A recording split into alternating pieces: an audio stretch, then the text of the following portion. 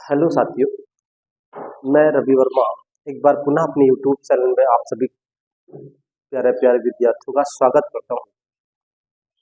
आपको मैं बता दूं, इससे पहले वाला टॉपिक्स जो रहा वो इससे पहले ये टॉपिक्स होना चाहिए था, मतलब उससे पहले ये टॉपिक्स होना चाहिए था। तो कुछ टेक्निकल इशू की वजह से वो वाला टॉपिक्स पहले पड़ गया, ये वाला टॉपिक्स बाद में जा रहा है। तो हो सकता है कि समझने में आपको दिक्कत हुई हो,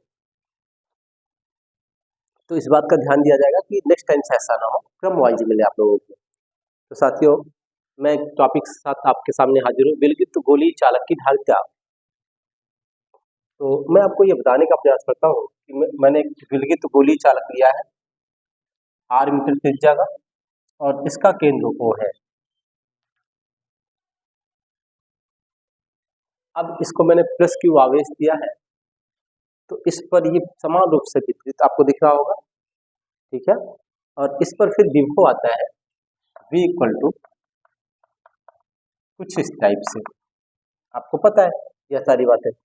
अब अगर चालक की धारिता C हो तो C बराबर Q मान V हुआ करता है, और अगर V का मान पुट कर लूँ मैं, इस तरह से आपको जो आंसर मिल जाएगा कुछ ना कुछ, ठीक। क्रॉस करें 4 पाई एप्सिलॉन 0 इंटू R बट्टे Q लिखें, ये काट लें तो आपको C बराबर मिल जाएगा 4 पाई एप्सिलॉन 0 इंटू R। ये आपको कुछ इस टाइप से मिलेगा विलगित गोली चालक की धारिता। बहुत कठिन नहीं है, बहुत आसान सा टॉपिक से है। हाँ, एक मिनट। तो मैं आपको आगे ले चलता हूँ और इसको राइट करके देता हूँ कि आप इसे लिख के कैसे देंगे, राइट कैसे करके देंगे अगर बोर्ड एग्जाम में ये क्वेश्चन आपसे पूछ लिया जाता है। तो मैं फिलहाल जितने भी टॉपिक्स मैंने दिए हैं इसमें आपको सब कुछ राइट करके दिया कि आपको बोर्ड एग्जाम में उसको लिखना कैसा है अगर आपसे पूछा जाता है। तो मैंने लिखा, माना हमारे पास कैपिटल R मीटर त्रिज्या का, कैपिटल R मीटर त्रिज्या का एक विलगित गोली चालक है, एक विलगित गोलीय चालक।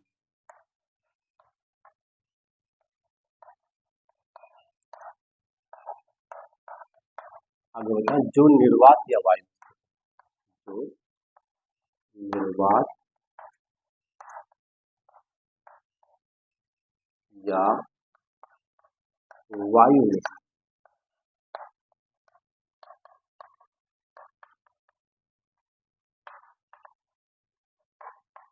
बहुत आसान सी बात, कुछ करने की जरूरत नहीं, ठीक। अब पहले समझ लीजिए विलगित का मतलब होता है क्या। विलगित तब अकेला हो, इसके आसपास कोई ना हो, तब की धारिता हम लोग निकाल रहे हैं, ठीक है। आगे चलें। जब इसे प्लस क्यू आवेश दिया जाता है, प्लस क्यू आवेश दिया जाता है, तो यह इसके बाह्य पृष्ठों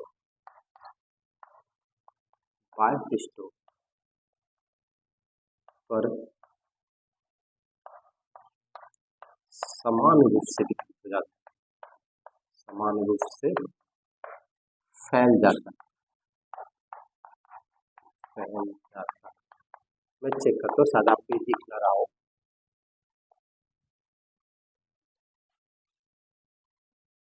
दिख रहा है, कोई समस्या नहीं। तो यहाँ तक आपने से प्लस क्यू आवेश दिया, इस पर समान रूप से वितरित हुआ, ठीक है। आगे मैं आपको और ले चलता हूँ और आगे कैसे बताएंगे, इसको नोट कर ले जैसे आपकी इच्छा हो, फिर आगे लिखिएगा, ठीक। इसके बाद आपने से प्लस क्यू आवेश इसके बाय पृष्ठ पर समान रूप से फैल दिया। अब लिखें,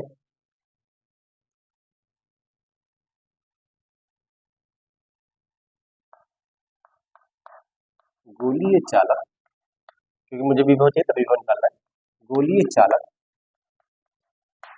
के बाह्य पृष्ठ पर या गोली चालक के पृष्ठ पर विभव ज्ञात करने के लिए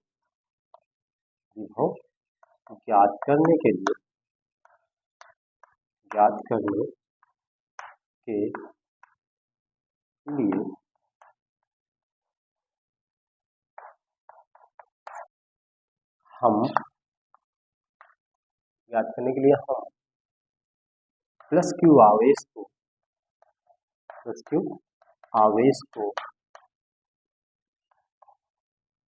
तो केंद्र O पर मान सकते हैं। ठीक, आगे बताएं। अतः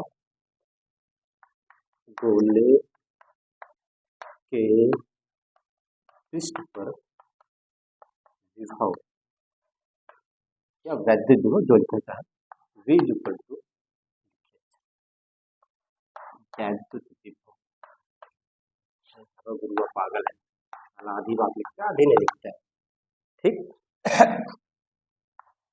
V equal to 1/4 pi epsilon Q बटा R।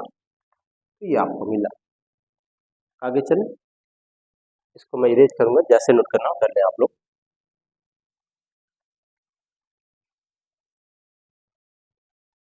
ठीक, अब यदि चालक की धारिता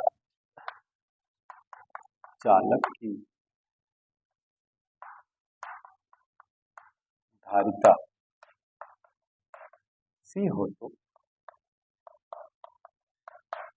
C बराबर Q अपान V। इसका आवेश क्यों दिए, विभव भी है इस पर, तो Q V का मान रख लीजिए क्या आया है, इसका पूरा मान, ये वैल्यू पुट करनी है आप लोगों को। तो 1/4 पाई एप्सिलॉन 0 Q बटा R। ठीक,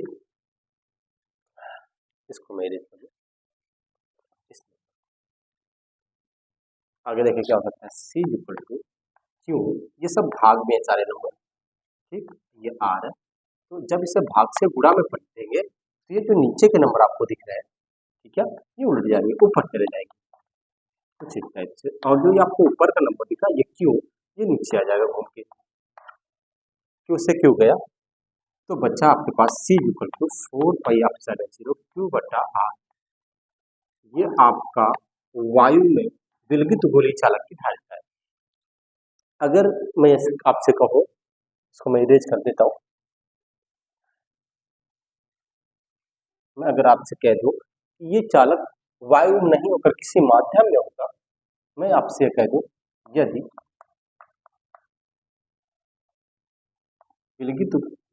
चालक या गोलीय चालक किसी माध्यम में हो,